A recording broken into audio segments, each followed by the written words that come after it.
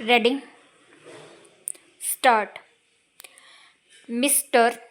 Deputy Speaker, sir, I think the House will agree with me that the Health Minister, while piloting this bill to us, made a very brilliant and studied presentation and explanation on the various provisions of this bill, and I wish to join other honorable members in congratulating warmly the Health Minister for the initiative and imagination with which he has been dealing with these terrible problems.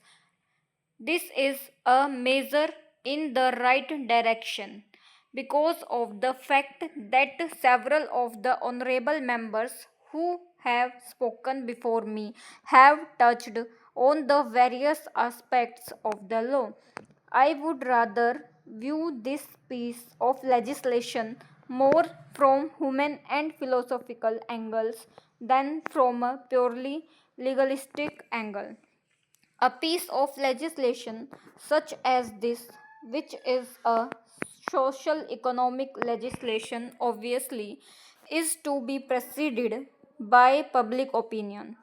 I understand that it is only the pressure of the public opinion which has compelled the government to proceed in the right direction, and they have rightly done, but it is the continuous pressure of public opinion which will make the government find out what are the effective ways and provisions in the legislation and what are the defective things which can be later on removed by further amendments.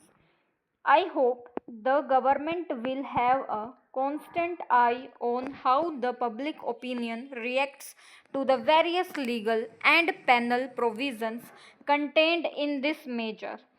The post war period, particularly since 1945, has been a period of tremendous advances in science and technology. But the trouble is that though science and technology have advanced, that advance is unaccompanied by an equally good advance in spirituality and truth. When science and technology, unaccompanied by spirituality and truth, go ahead, they create havoc sometimes. And one of the havocs created is what we see today, this adulteration in the spares of food articles, drinks, etc.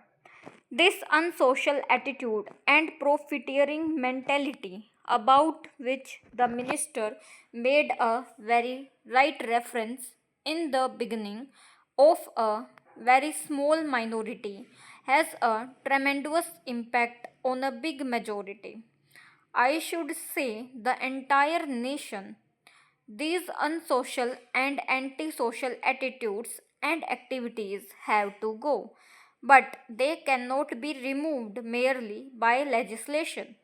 They will ultimately go by the pressure of a very strong and continuously vigilant public opinion and enlightened public opinion all over the country. Stop.